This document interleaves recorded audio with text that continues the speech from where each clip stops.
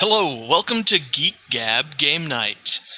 This is a game-centric Geek Gab show, and it's actually the middle of the day here in the US, so I guess it's Geek Gab Game Night European Edition, since it's night over in Europe.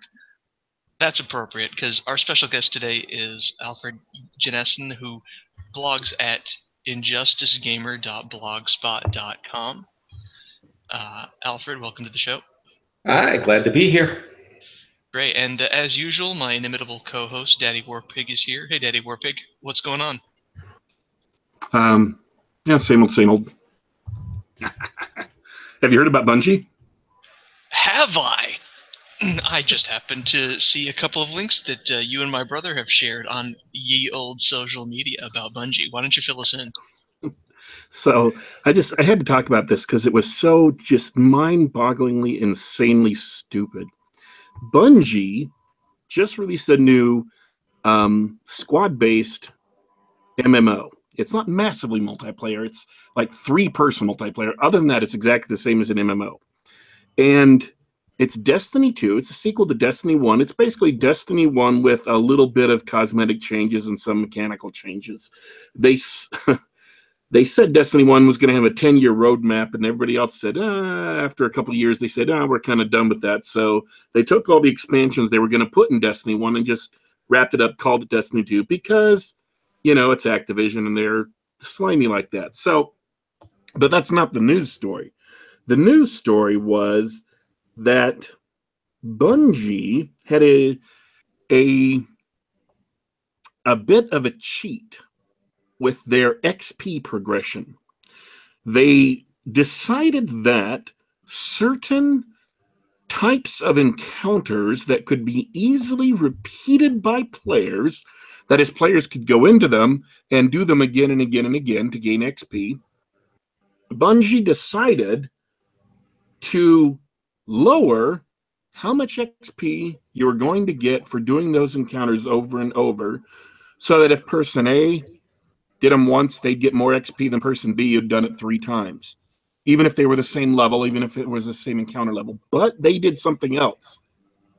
They made it so that the XP bar, the colored line on your screen that would gradually accumulate to show you when you were going to level up, they made it so that it would lie to you, so that it would tell you you had a different amount of XP than you actually had. Now, this is the genius of this system.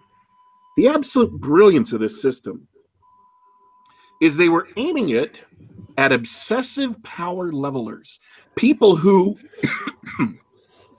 grind and grind and grind for the maximum XP possible as quickly as possible. And Bungie assumed that screwing obsessive power levelers out of their XP was somehow going to go completely unnoticed. Wow. That these people who garner XP, like Scrooge McDuck garners gold, would not notice that they weren't getting XP. It was insanity. It wasn't just bad. It wasn't just stupid. It was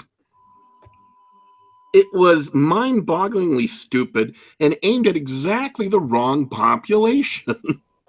Wow. It just... They're and on the other hand, they're punishing people who have looked at the game system and gained it. They're playing the game. They say, oh, because of these mechanics, I think that I can get the most XP per hour if I go here. This is normal. This is normal, rational behavior. And they're just like, yeah, we don't like normal, rational behavior. We want you to buy more loot crates. Yeah, and that was the thing too, is they were screwing with people's drops so that they would spend money on XP multipliers. Well, I don't know if that was the direct intention to encourage people to spend money on XP multipliers, but that was the effect. So it definitely was just a stupidly scummy idea, and it's hilarious. I'm trying to think of an analogy that makes sense. It's like, suppose you have two people, one of whom spends money like water. You know, they don't care. They don't even pay attention. They've got all the money they want. And another one of whom is a penny pincher that keeps track of literally every single cent in their bank account.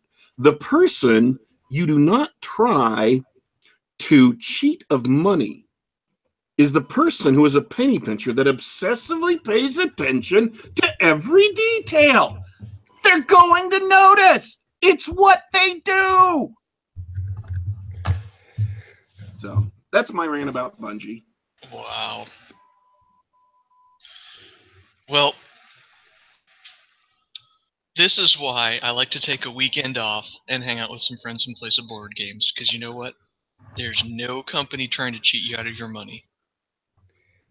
No, but there are games that do give you diminishing returns. Only they tell you that up front in the rules.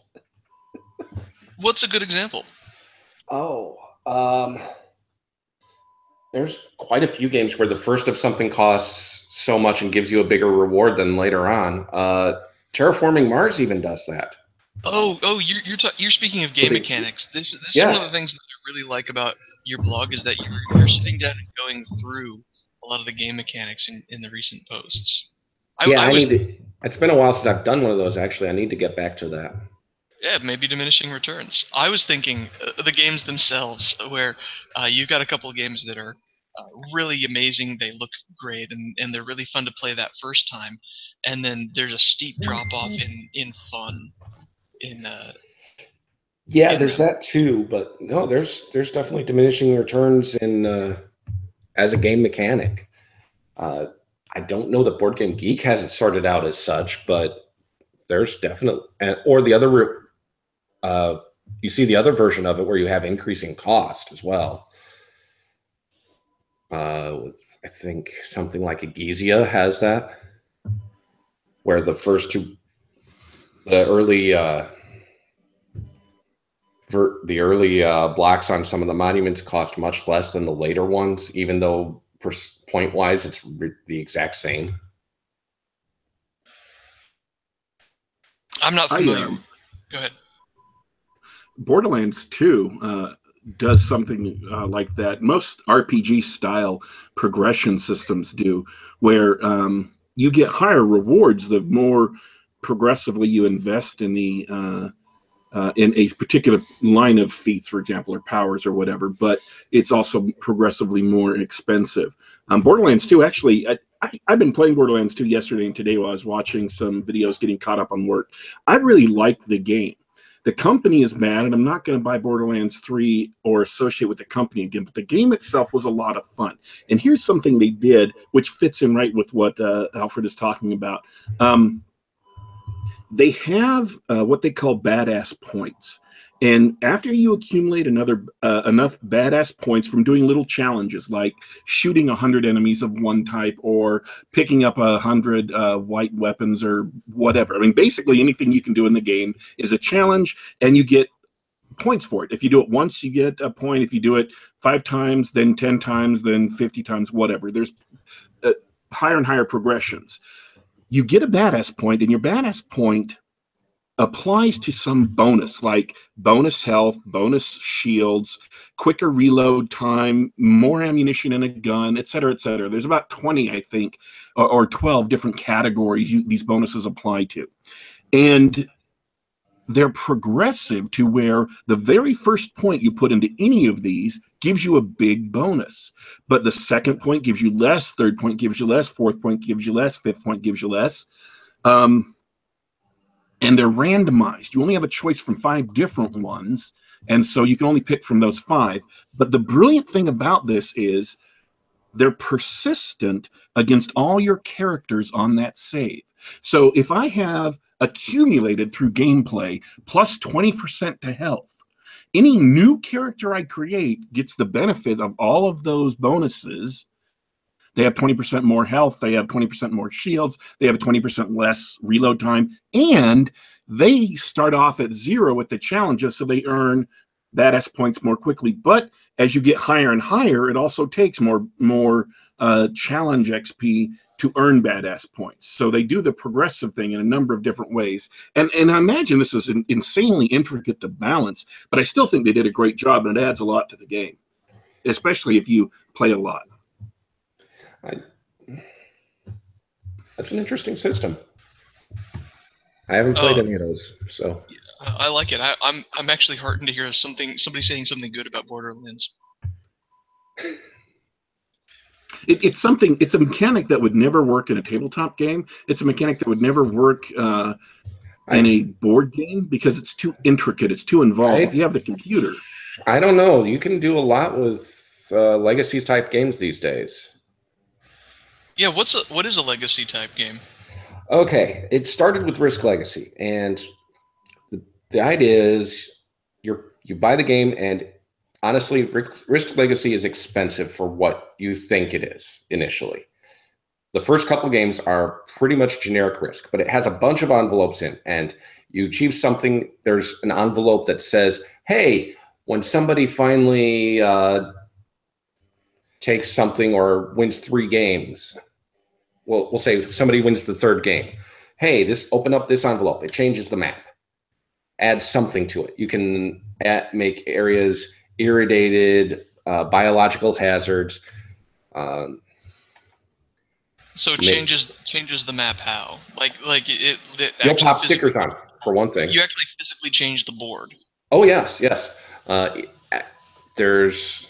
get through all the stuff, and your game will actually be somewhat unique. It's still Risk, but it's not going to be like somebody else's copy, and it's going to be much faster playing in general than a regular Risk game.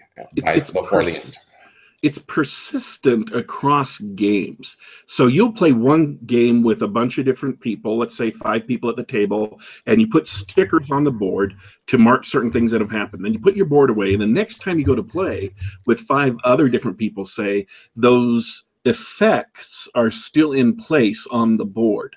I don't mean this in a negative way, but you're basically defacing the board, and it will be that way for every subsequent play you have.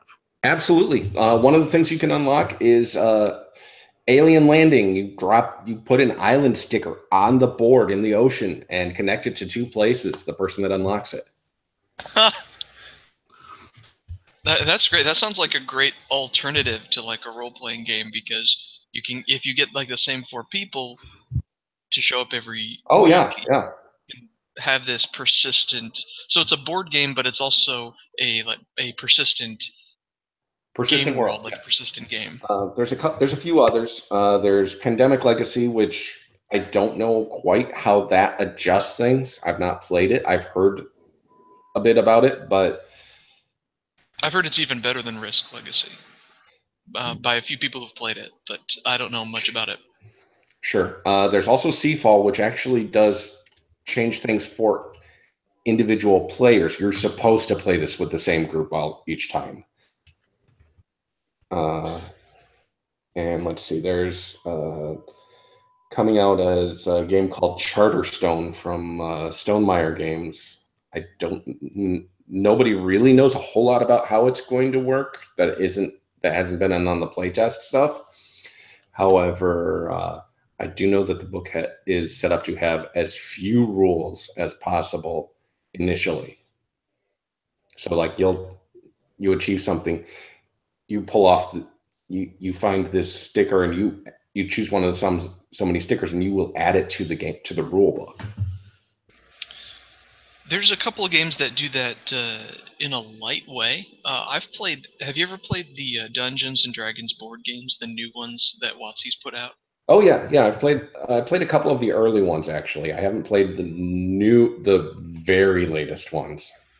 I think the last one that came out, or the last one I played, was the Temple of Elemental Evil, sort of a board game version of that classic module. And they have persistence in the form of if you choose to play the adventures in the order in the rulebook, at the end of the adventure, depending on how well you succeeded or whether you failed, you'll go ahead and add extra different types of treasure and monster cards to the decks. Okay. It's sort of so there's a base deck of 50 cards, and then there's like 100 other cards, and after you finish the scenario, you're going to put 2 or 3 of those cards in the decks, and so it's not as heavy and destructive as a Risk Legacy or a Pandemic Legacy, but it lets you have a different game. If you choose to play through the same people, you can sort of progress. That's interesting. And it's interesting that you brought up Pandemic. Switching gears, because that's another wildly different type of game, the cooperative game. Do you like playing those? I like playing some of them. The problem that they tend to have is being able to be railroaded pretty easily by one alpha gamer. It's just and honestly, Are you the guy? No. Are you the guy that no, just, I'm not. Half the time that's me. It's like, hey, you just go here with this guy, and it's those games are best with a traitor mechanic, in my opinion. So that works. What else works is saying, hey, no, you can't talk about the game. You have to just take your turns. Yep. Those are the only way those games work, in my opinion. No, I mean, it's literally you have a group that just wants to plan everything out.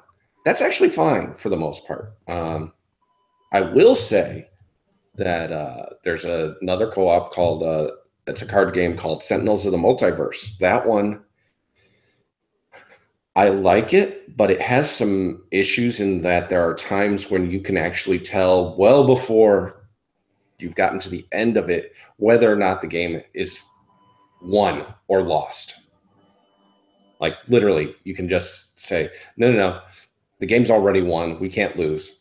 We'll just pack it up now. Or we literally cannot do anything here. We might as well pack it up and start play either a different scenario or something else. Merciful. So, what are you playing these days?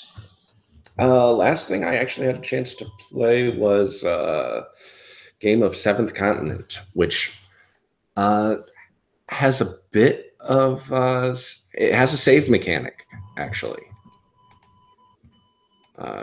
because it's a game. It's a cooperative game where you're basically pulp adventurers that have recently come back from exploring the Seventh Continent, and you're having trouble sleeping, and your health is deteriorating, and you realize I'm cursed. I have to go back, and I got to lift the curse or curses, depending on how you set it up. So it's everybody goes in, explores this continent, which is actually the whole game is little 80 millimeter cards, 80 millimeter square cards. So you go explore, you build the map of where you are, and it depends on what curses you're playing with where you start. But you get to a point where you're like, okay, we really need to pack it up. You need to get all the adventurers to the same point, and then you pull up all the map except for where you're at, and then you save what stuff your characters have and put it all back in the box, basically. Meaning that you, for stretching the play across multiple sessions? Oh, yeah. Well, I mean, you can easily get over 4 hours out of one curse. Oh, wow. Yeah, it's not a one session game necessarily. In fact, if you only get one session out of a single play with a curse, it's probably because your characters all died. That reminds me of more than a couple games I've played. Well, to do things, your characters there's a shared action deck, and every action has hey, you got to flip so many cards and get so many stars. Well, the action deck runs out. You don't reshuffle it. Well, you do, but it doesn't become a new action deck. It just gets shuffled and flipped over in the discard pile, so it's all face down on the discard pile instead. And then you flip the top cards from there, And if you get a curse in there, well, game's over. We all died.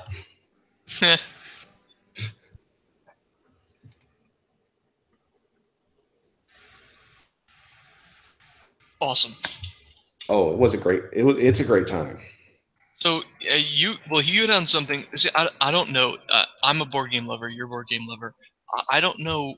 I don't know if our audience is really into it. So can you talk a little bit? You did an essay recently about the length of games, and you mentioned that this one was 4 hours, and that doesn't sound typical to me. Oh no, that's not. But board games, their length is so varied; it's ridiculous. I've got games that can be played in under 10 minutes, and I have Seventh Continent, which we'll play in about 4 hours. I have Star Trek Ascendancy, which we'll play in. Depends on how many players you have. If you have 3 players, it's probably about 3.5 hours. If you have 5 players, it's about 5 hours. Holy cow! Or more. And I have a couple friends that have Mega Civilization, which you might not be done in 8 hours. Yeah, I remember showing up at a game club once, and everybody's sort of spreading out and picking games they want to play. And there's one table where they were setting up Advanced Civilization, and I said, "Oh, wow, that's large and complicated. How long is that going to take?" And they looked at me and they said, "Yeah, we're probably going to be here at this time tomorrow." Oh yeah, that's quite possible. I did that Homer Simpson, just sort of back up and slowly walk away. Honestly, if you have the time to do it once or on occasion, it's great. I wouldn't make that my main thing to play, but like once, say every 4 months, yeah, absolutely. Once a year, definitely. Like Advanced Civ, Mega Civ, they're actually not that complicated to play once you get, and really boils down to a few mechanics, not tons of them.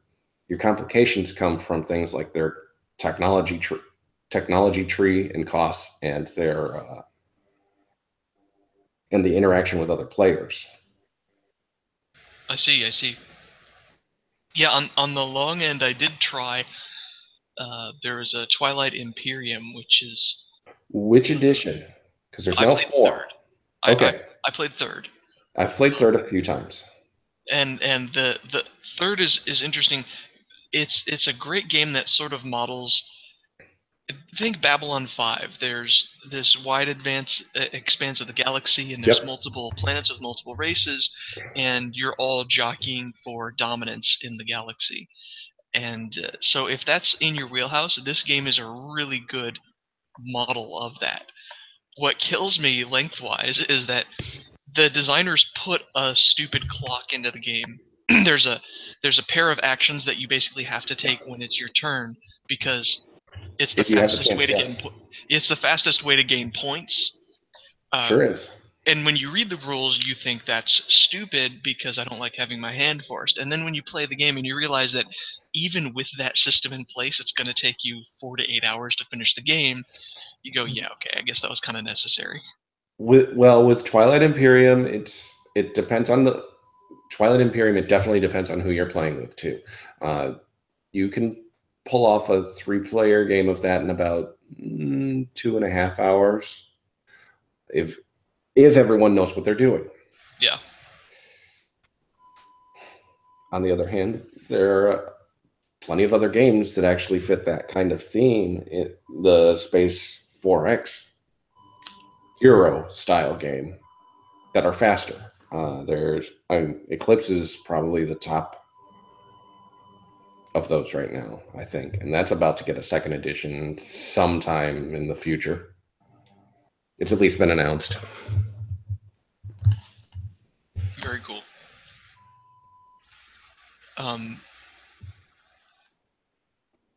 What else? What else is on top of your mind as far as like what you've been writing on the blog lately, as far as games go?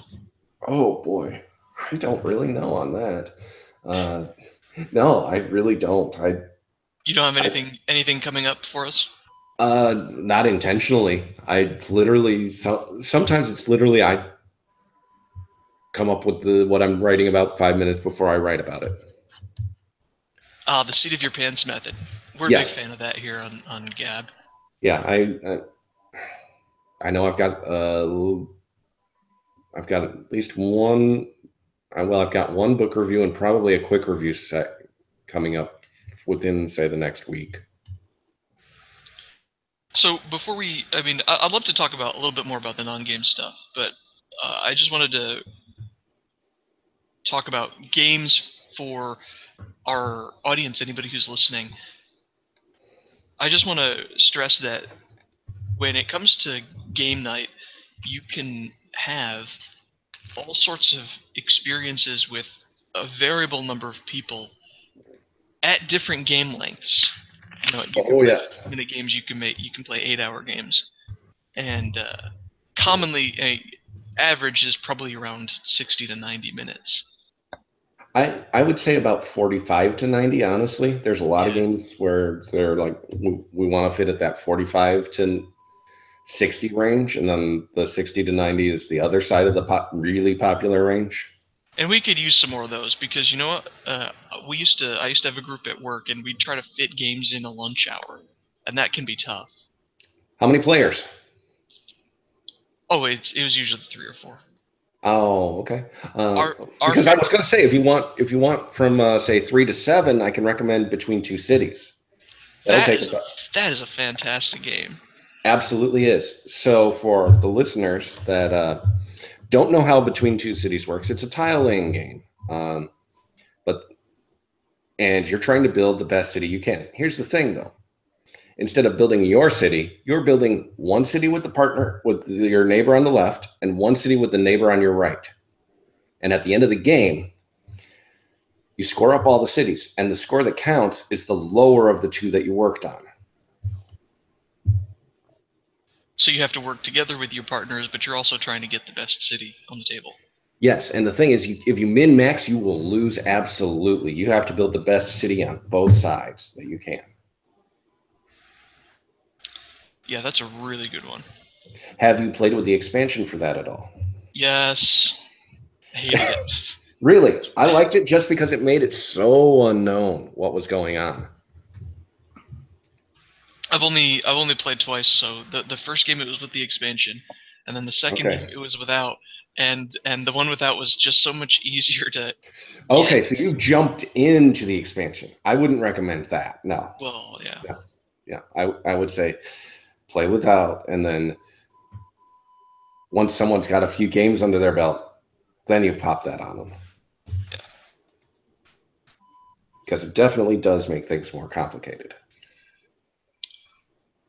And it makes the game longer. Well, I don't know if that's That's not necessarily a bad thing in this case. It does make it longer, though. It's just about the only time I've played where we only played once. Normally it gets played about 2 or 3 times. Yeah, I'm gonna have to revisit that. We used to keep track of games, and this was like maybe 8 years ago. We used to keep track of games that fit in a lunch hour. Our favorites among them being stuff like Dominion and actually 3-player Puerto Rico can be done in 60 minutes. Yeah. But I'd love to revisit that because it's been a few years, and then there's a lot of great new games like Between Two Cities that we could add to that list. Let's see. For something really quick and simple, have you tried No Thanks? No, I haven't. Oh, wow. Okay. So the game is it's a bunch of numbered cards, like 0 to 30 or 1 to 35, I think it is. Something like that. And just a bunch of generic poker chips. Each player starts with a certain number of chips. On your turn, there's a face-up card. On your turn, you either take the card or you put a chip on it to not take it. At the end of the game, you want the lowest score possible. The cards are your score. The chips you have reduce that. So the chips incentivize taking a card. So Yes. this card isn't worth it, but maybe it's worth it with a couple of chips on it. Yes, absolutely. And here's the Okay. other thing that they have with it.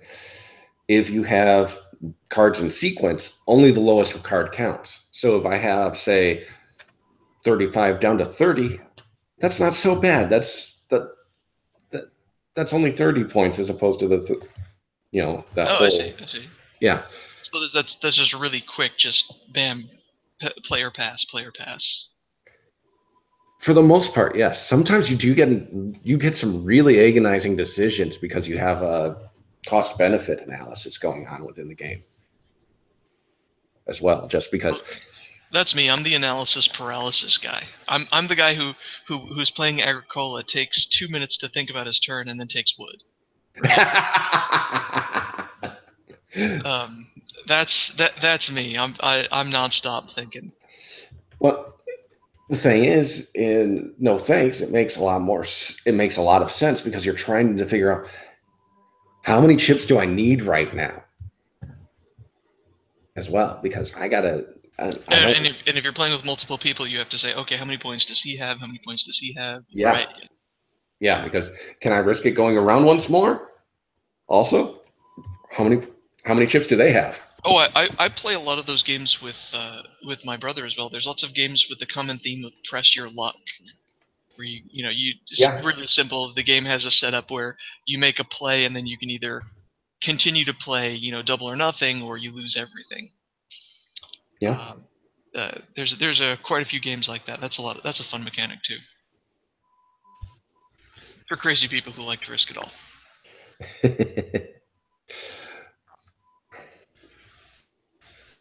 So,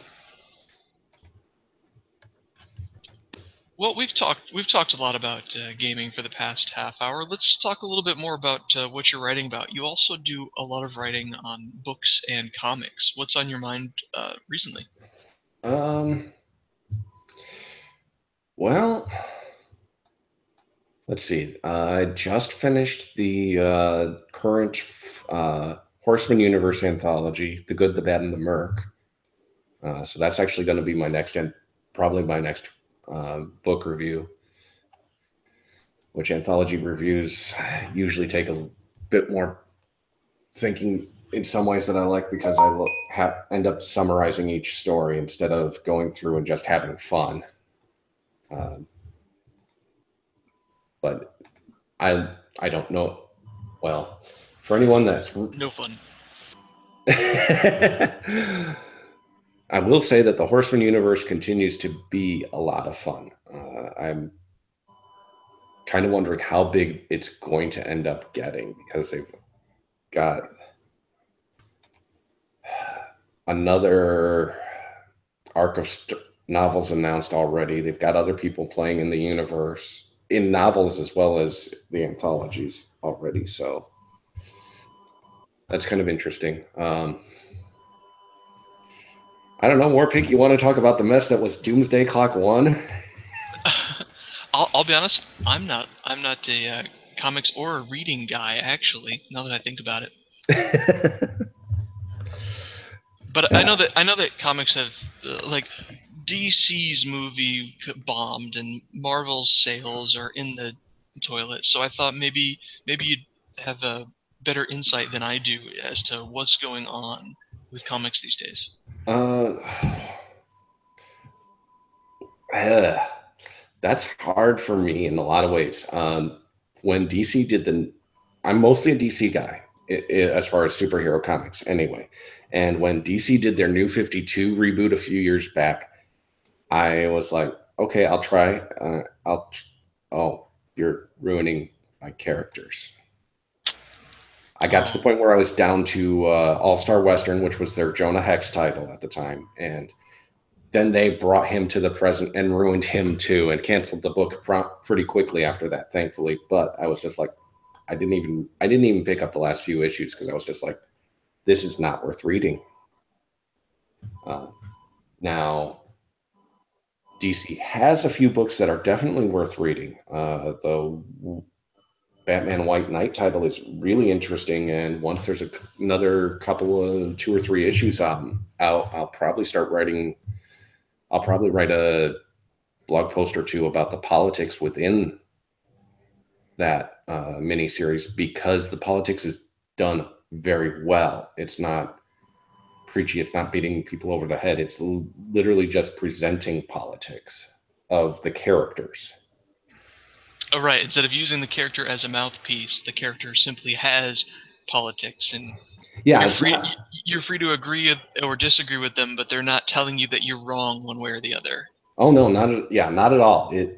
I very much admire Sean Gordon Murphy for doing that book that way, and I only tried it because of what a class act he was on that he's been on Twitter, honestly. And I actually read a book he did art with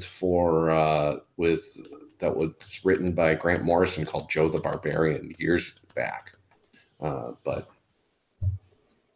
it's a Vertigo title. But yeah, I was out of hero books for a long time, mostly for a long time, because Marvel wasn't doing things I liked for the most part. They've had a few interesting characters, but I usually just don't care for how most of their stuff is done. But as far as DC, yeah, Batman White Knight is worth reading. I'm giving Ragman a try. 2 issues in, it's still doing okay. I think part of it is they're trying to. I think part of it is they're letting writers just write without editorial oversight, or the editors are actually like, yeah, go ahead, be as political as you want without thinking about how to be political. And part of it is that both companies have just been overrun by ideas of continuity as well, which is one thing I'm liking with the miniseries focus that they're doing at DC now. Really just hoping that they decide, hey, we'll have a few books, like say 5 to 10, that are continuity books, and the rest of our line is going to be miniseries that aren't necessarily in continuity. We really just want you to tell a story and have fun. So you want to do a story that's, and I'm not talking about Elseworld stuff like Gotham by Gaslight or Superman Red Son, which are great stories. I'm talking about just tell a story that's in a rather recognizable DC universe. I mean, like, instead of forcing it to be in that same shared universe. Yeah. It doesn't have to be part of the history. It's just a story. The focus on the history is making a mess, and that intimidates a lot of people from approaching it. I've known people that literally have said, oh, if I want to get into Superman, I got to start with Action Comics 1. I'm like, what? No, you don't. Not at all. Well, as a DC guy, what did you think of the Justice League movie? I haven't seen it. Okay, don't. I had been excited for it, and I got more mad as things got closer, and then the whole Hollywood thing kind of blew up, and I'm like, well, Yeah, don't give them your money. Yeah. I enjoyed it. I had fun. Yeah, I'm not going to buy it, but I had fun. It might be fun. I don't deny that. It's more just I just wasn't. I don't get a lot of hype for movies anymore. The last one I saw was Wonder Woman, as far as in the theater, and that was because I had heard it was rather good. I do a nightly blog post in order to get ready for it. I have a laundry list of sites I visit to look for news stories or YouTube videos or whatever. And so I catch word of new films or new projects that are starting way, way, way ahead of when they actually are going to hit the silver screen. I mean, I know about them like 2 years before they hit. Ghostbusters, for example. I knew about that long before it was going to hit the screen, and other things. And man, you would be amazed at how thoroughly doing that every day for like 3 years will kill your excitement for movies, because I bet you just get weary and dead inside, because you are absolutely perfectly aware of every single disaster that's coming down the pike, and you know it's going to be garbage. And you say that, and people are like, well, have you seen it yet? I'm like, no, I haven't seen it, but I've read all about it, and it may surprise me. I'm still open to that, but it's probably going to be garbage.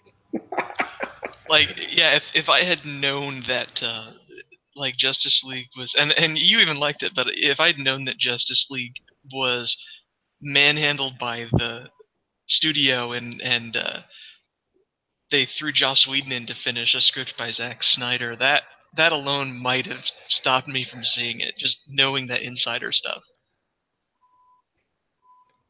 Well, and the problem with the movies is the filmmakers don't seem to understand the nature of the DC universe. And I don't necessarily mean as far as who. It boils down to much more than just who is Superman, who is Batman. It also boils down to what is Gotham City, what is Metropolis, what is Hub City, what is Star City, what are these places like? Because they deal in archetypes, and it's not just it's not every place is New York City, which is mostly what you see in Marvel, actually, because almost all of it is in New York City. I was just thinking about this last night, or 2 nights ago.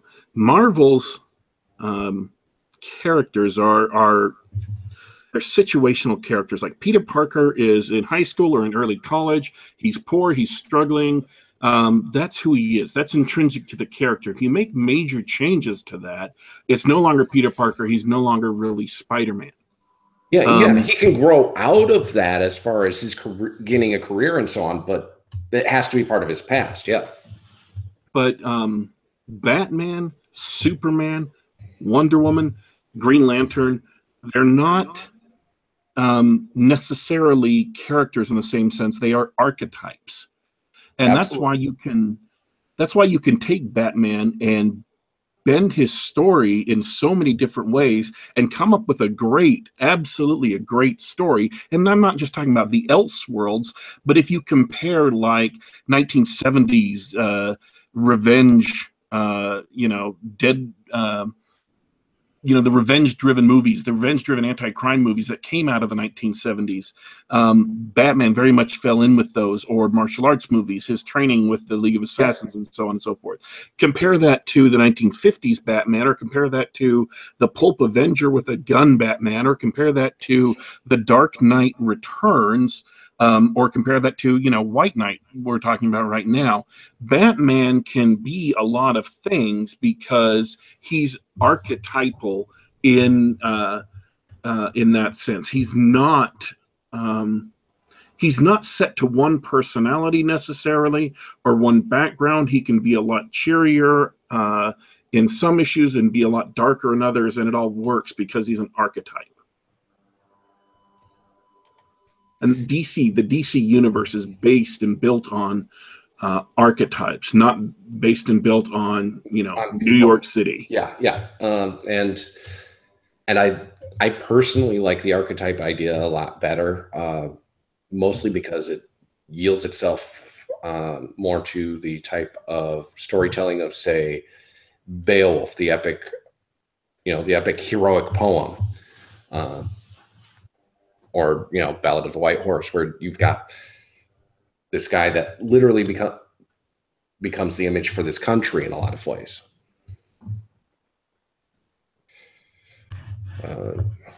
Let's see. DC's got another couple other things that are interesting going on right now. They just launched a miniseries with Etrigan called The Demon Hell is Earth.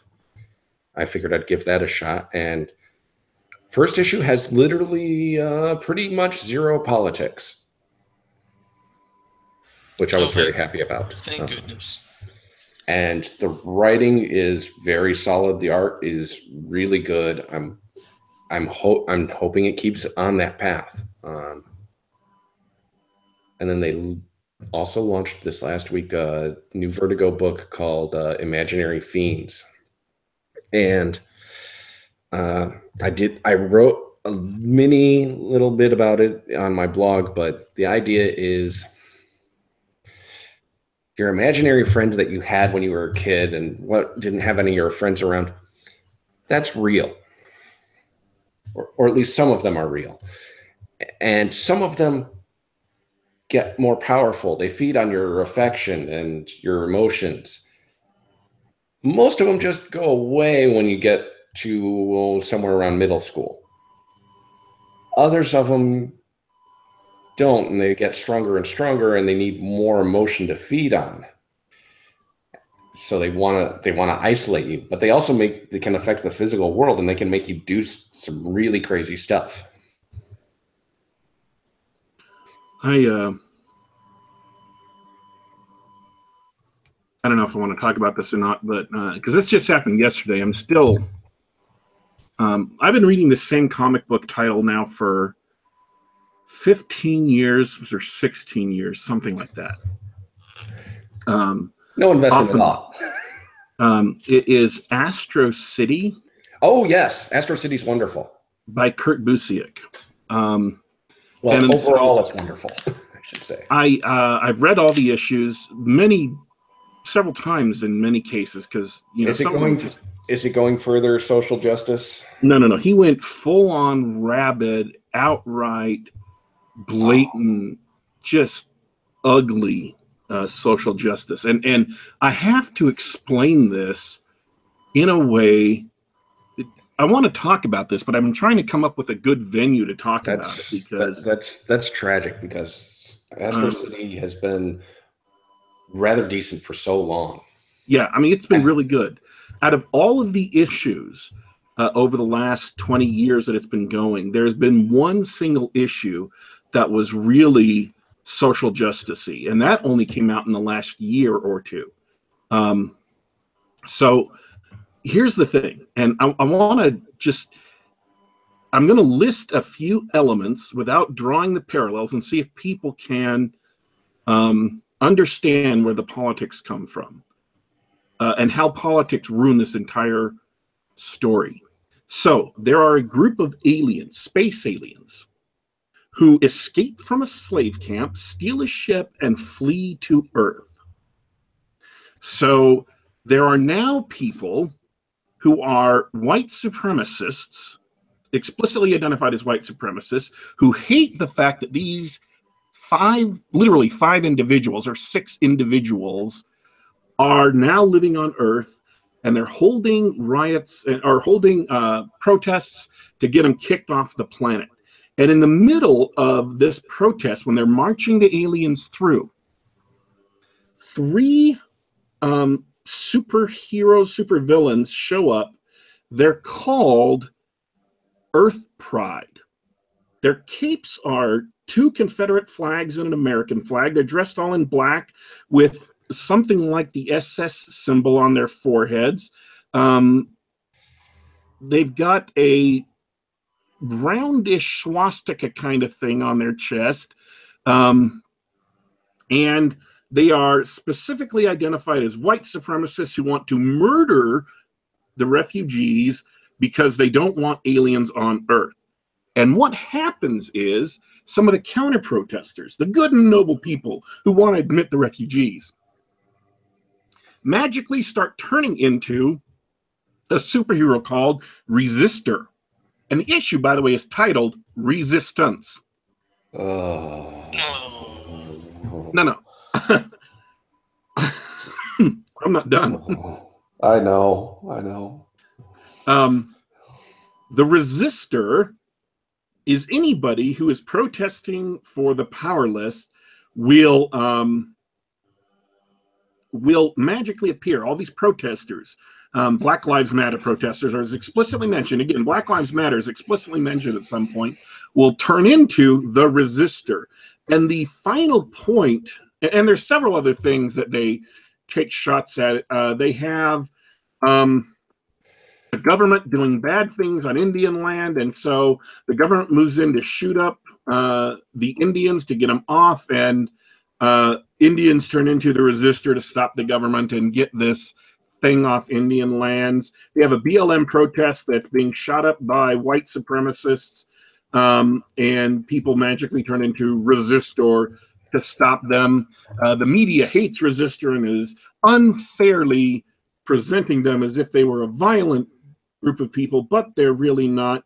They've got a rich gentleman who's, I'm too rich for laws to apply to me, this young guy with full black hair who's got this really smug smile on his face, who owns this corporation that does a bunch of bad stuff, and he turns out to be behind killing the main girl's father. I'm ruining the issue. I'm spoiling the issue, folks.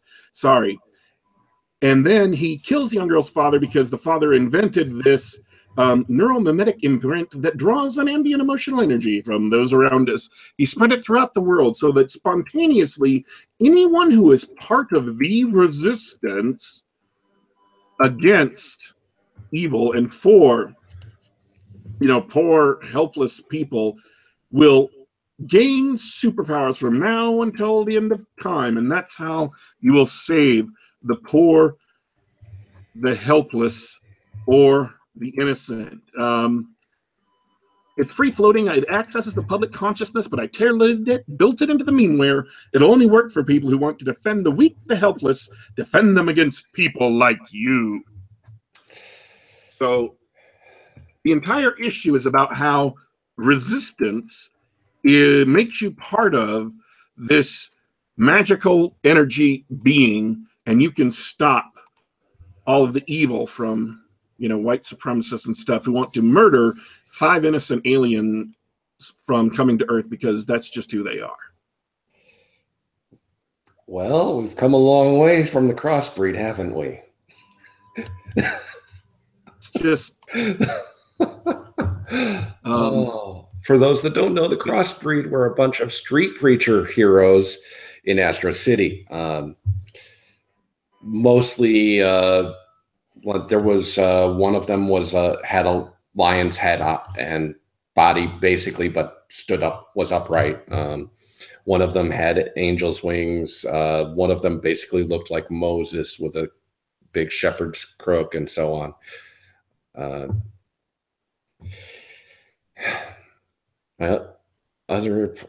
Wow. And Busiek managed to keep his talent going for much longer. Even through his liberalness, unfortunately. Wow, he hasn't... to which I have to quote the Borg. Resistance is futile. I don't know, guys. I'm inspired to resist now.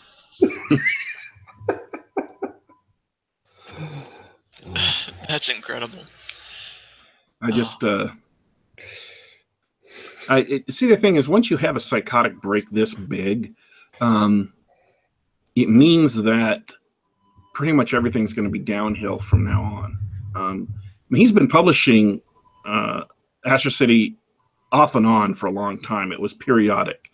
But for the last 49 issues, he's mostly been regularly once a month with a gap here and there through Vertigo. But after this, when someone goes full political like this, and they break with this, it's permanent. I've never seen people reel it back in, and so every other issue after this, and he's starting a new series next month. That sounds awesome, but I just can't wait to see how he throws politics in to ruin it. Back in the day, they did in the back of Wizards, they did a half-issue story called "The Nearness of You" or "The Memory of You," and it was about a gentleman who. It was a great little story. It's about a gentleman who lost his wife because of a temporal war that broke out. He lost his wife. She never existed. She was never born. But he still remembered her, and it was causing weaknesses in the fabric of existence. So it was a very touching, very sentimental great little story. And that pretty much describes all of Busiek's work. His Superman of Earth 2, very touching, very sentimental. That's Marvel's, things like that. That's what he does or did well. Well, he's going to go back to that character, Michael Tenisek, and pick up on his life now 10, 15, 20 years later and show what's been happening with him. I'm like, oh, that sounds great. But then there was this issue. And it makes me think that there's going to be it's just going to get worse and worse and worse. And he's going to completely ruin Astro City. And I don't know what to do. If I should continue reading it and watch the thing I love get just trashed, or just walk away now and say, well, that's it. I've been shot in the head. It's bleeding out. I want to point this out. This is like everything else in pop culture or your life or anything like that. When something like that happens, it's, even if probably the most notable example is the Star Wars movies, where fans of the original movie were kind of turned off by the prequels, right? Those movies, those books and everything, they're still there. Or in the context of comics, Alan Moore asked about, he famously hates all the adaptations that have been made, like the Watchmen movie and everything else, and all the other movies. And Swamp Thing, and Swamp Thing and the League of all the movies based off his works are range from good to terrible. And he said, "What do you mean ruin my books? They're all still there. You can go buy one, right?" So don't worry about it, Warpig. All those great books are still going to be there, but maybe you don't read the newer episodes.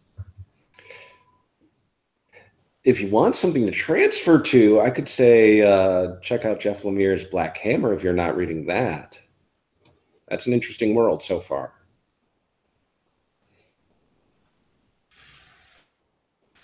Thanks for the suggestion. Lemire had recently actually made a comment on interview site where he was talking with them about how he's also writing Exo Man of War for Valiant, and how he was originally going to start inserting modern events and politics into Exo Man of War, and he's like, the more I thought about it, the more work it sounded, and I just didn't want to do it. And I was just like, I think I'd rather just write a fun book. Yeah. It's like, okay. Yeah, he might be a liberal, but if he's really focused on writing a book, great. Writing a fun book, great. Good for him. Yeah, I think